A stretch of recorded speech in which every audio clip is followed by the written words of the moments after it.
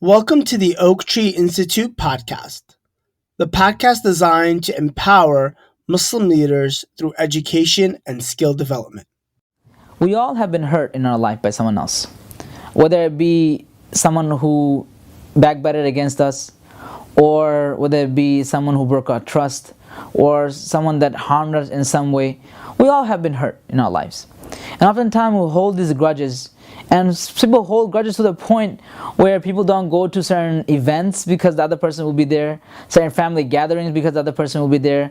This person, they would pass by in the masjid and never say salam. They would never, someone dies in that family members, and you would not go to janaza even. And we have this relationship struggles, whether it be in work where certain coworkers we don't like, or someone has done something to us, and we avoid them altogether. And oftentimes we're skipping out on things, or we are, and it creates this life where you're constricted and you're needing to avoid certain people, and then anyone that likes them or is cool with them, then you also blacklist them too.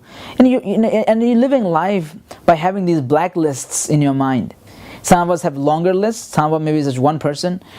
But today I want to tell you, how do you go about in being able to forgive? Now, as soon as I said that, you're like, no way, I'm not going to forgive. I have no need to forgive. That person doesn't bother me, I don't bother them. No need to even discuss this. Well, let me tell you that you might want to change your mind. When I say forgive, I don't mean you're going to legitimize the person. So you are going to say, no, what they did was wrong. Forgiving someone doesn't mean you legitimize them or you excuse them. It just means you allow yourself to give that gift of forgiveness because you have that humility and because you're giving that mercy. Number two, you're not forgiving because you have no other options, or you're weak. You couldn't take revenge, so only option you have is to be the weak guy and forgive. What I'm telling you, because you're strong, you're going to forgive. You're not going to forgive, meaning that you're going to forgive and you're going to call them up and send them a text message, or unblock them from Facebook and then tell them I forgive you. Sometimes forgiving means you forgive them. It has nothing to do with you letting them know. Forgiving someone doesn't mean you're going to forget about what happened. You might still remember it in your life. You might still feel it. You might at times you still feel hurt about it. And that's okay. But that has nothing to do with forgiveness. So what is this new type of forgiveness that I'm talking about? When I mean forgiveness, I mean 5 steps. So I want you to know these 5 words, and inshallah we're going to make 5 videos out of each of these words in the weeks to come. So the first word is honesty. Number 2, second word is humility. Number 3 is mercy. Number 4 is generosity. And number 5 is trust. 5 words. So I want to introduce you to these 5 words and what it means. What these 5 words mean is that it begins by honesty. So honesty means your first step in you being able to do this new type of forgiveness that I'm talking about is, number 1, being honest means you are honest with yourself and acknowledging that it actually did hurt and what they did was wrong, and you leave it at that. You're honest about that experience. Sometimes you say, no, I moved on. I don't care, that's a long time ago. But you know what? It still affects you in some way. And so being really brutally honest, saying, you know what? It did hurt. You know what? I didn't agree with that. So honesty. Number 2 is humility. Humility means once you're honest, it also means looking at yourself and seeing, you know what? There were times in my life that I hurt someone else. There are times in my life when I needed someone else's forgiveness. And then of course, biggest is that I would want Allah to forgive me on Yawm al-Qiyamah. Right? So that's humility. Number 3 is mercy. So if you're going to go to the next step where you're going to actually forgive, it has to be from the place of you have mercy for human beings. You have compassion for human beings. And then number 4, then you give that generosity. I look at forgiveness as actually a generosity. It's not that they deserve it, or there's not that you don't have any other options. You're giving forgiveness because you're generous. And then number 5 is obviously trust, meaning you trust that these 5 steps, You trust that you can rebuild the relationship if you wanted to. Sometimes you may not rebuild the relationship afterwards. Sometimes you will. But trust that person, trust the event, and trust Allah that Allah will compensate you, and that you yourself will be in a better position, because oftentimes these grudges and these anger that you hold affects you. So inshallah, we're going to go into it specifically for each of these 5 steps and what it means, and detail on how to actually do it. So I want to leave you with an amazing story that I have come across on forgiveness, and it's about a individual by the name of Sammy Rangel. Sammy was born in Texas. At 3 years old, he moved to Chicago, Illinois, and by the age 3, his mother had abandoned him in some sense to his uncle. And his uncle was extremely abusive, who he was living with. And not only abusive, he was molesting him and his younger sister. And to the point that one day he said, I was walking past his room and he called me inside. I could see that he pointed his finger, he told me to come inside. When I went inside, I knew something was wrong, he said. Because I saw my uncle, he was naked on the bed, and next to him was my younger sister, who was only a few years older than me. And he motioned me to come to the bed. And I as 3-year-old, I felt something was wrong. I didn't know what it was. I knew something was wrong. And my sister started crying and trying to defend me from being pulled into the bed. And he threatened both of us. If you say any word, I will kill both of you. And he proceeded to rape, and molest both him and his sister. And he said, I grew up with these scars. And he said, my mother was also very abusive. And to the point that some of her punishments were so horrific. I mean, she used to punish me when I would do something, to the point where she would not give me food, or not even allow me to go to the bathroom. So my punishment would be that I would have to wear underwear and just be, so that I cannot pick up food or hide any food. And if I need to use the restroom, I wasn't allowed. To the point that if I would be forced, is basically humiliation, I would be forced to pee on myself, or to defecate on myself. And then if I did that, she would take the underwear and stuff it on my face. And if I puked or vomited, I would get more beating. I would have punishment. He said I would have punishments where I would need to kneel on the floor, and next to her bed. He said by age 8, I had already tried to commit suicide. And as he's living in this torture and this punishment, and as a child and growing up in this neglected and abused household, he said, I remember at age 11 I had a turning point. It was a few days after my birthday. I was standing with a knife, on the bed of my mother. It's nighttime. I'm standing with the bed and I was standing with a knife. At that moment, I was deciding if I'm going to murder her. And he said I couldn't get myself to murder her, and so I left my house. And so at age 11, he, got away from his house, and he left the house. He ran away. And he said, next few years of my life was turbulent, and I ended up joining street violence and gangs. He said by age 11, him and his girlfriend buried their first son. By age 11, and he was his girlfriend at that time was pregnant. Two young men and women, and 2 young boys and girls actually. And he said I remember going to the hospital, and my girlfriend at that time, also his age, 11, 12, and she delivered the baby, and the doctor brought the baby into like this blue tissue paper and put it in the front, and he walked out and he left. And he said, as I looked at the tray covered with the blue tissue and green tissue paper, I knew that I knew what was inside. And so when I opened it, I saw a figure of a baby. The head looked like a balloon, and I saw that baby's colors are all different, colors that you should never see on a baby. He said at that point I had lost it. There was no one there for me to help me cope with this grief, to cope with this loss. And he said then I really turned violent. He said before this, before this, I was involved in some violence, and one man, when he was killing someone, he gave me, weapon to finish the job off.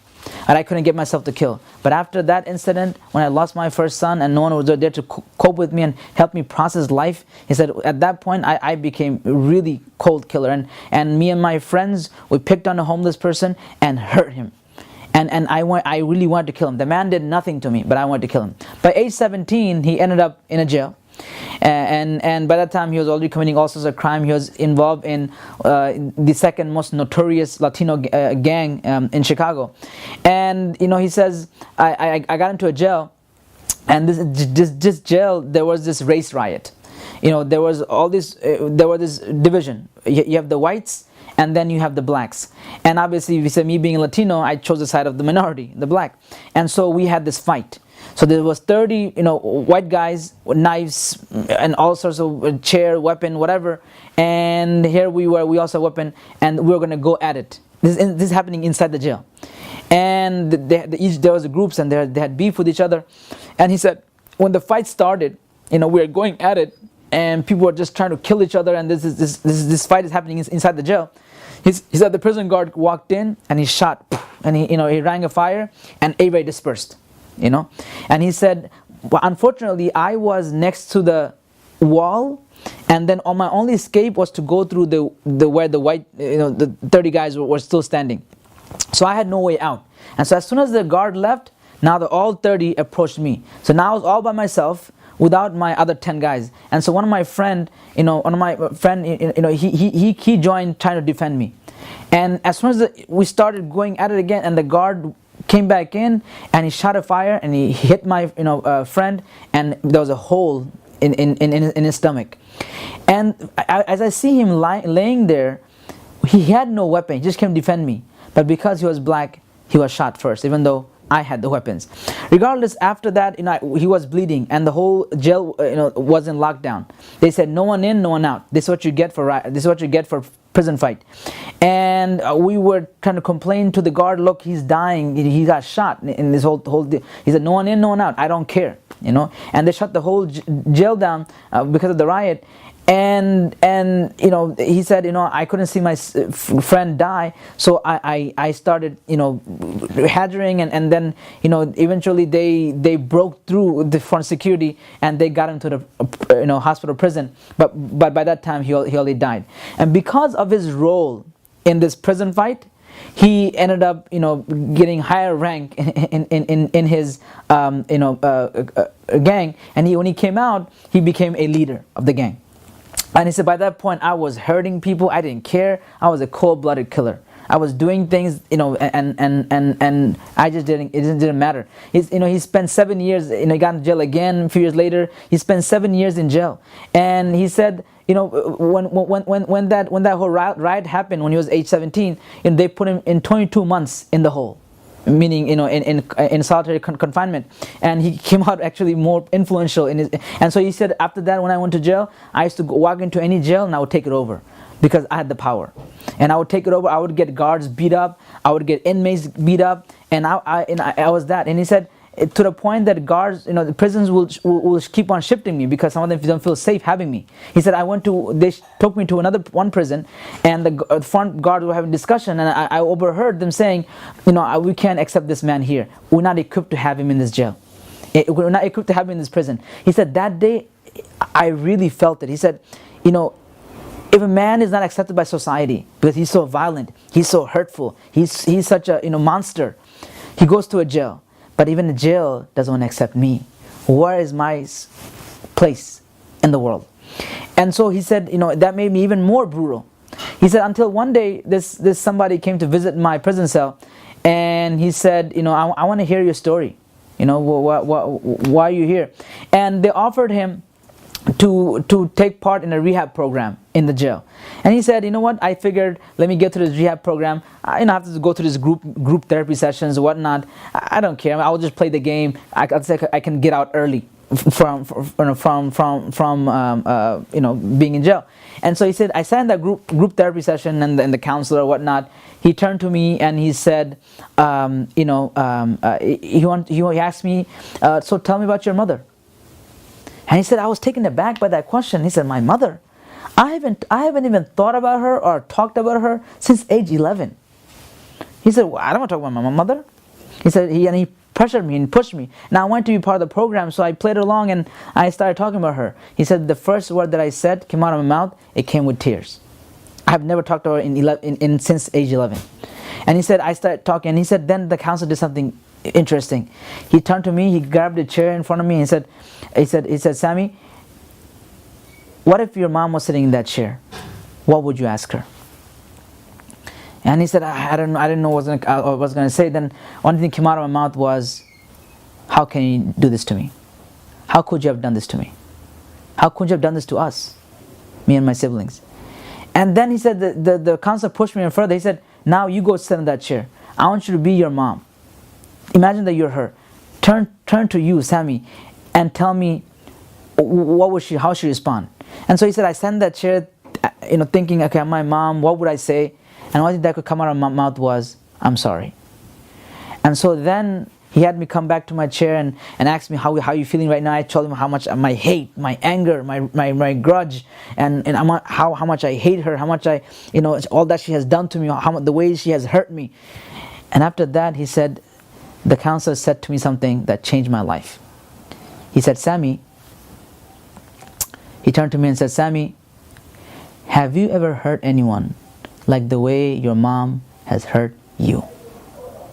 Sammy, have you ever hurt anyone like the way your mom has hurt you?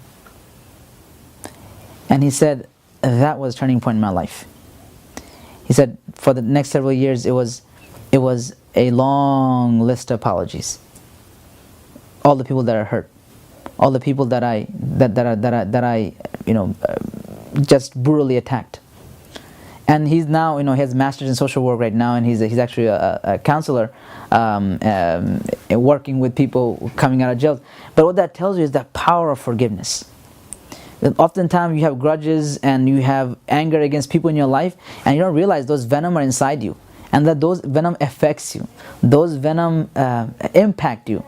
And it shapes you as a person. If you're not able to let it go by these 5 steps that we're going to cover, inshallah, in the upcoming videos, if you don't allow that, those venoms are still inside you. So it's not about you holding a grudge and you not talking to this cousin or not talking to this coworker or this person in the masjid. It's not about that. It's about really you letting go of that venom that's inside you and it's affecting you. So inshallah, we're going to cover that 5 steps, and it's about how do you forgive and how do you let go of that grudge, and how do you give that gift of forgiveness as a leader to yourself, as a leader in your family, as a leader in your organizations. Thank you for listening to this episode of the Oaktree Institute Podcast. For more episodes, subscribe and follow us on Apple, Google Play, and Spotify. And for other content that we have, follow us on Facebook, Instagram, and YouTube.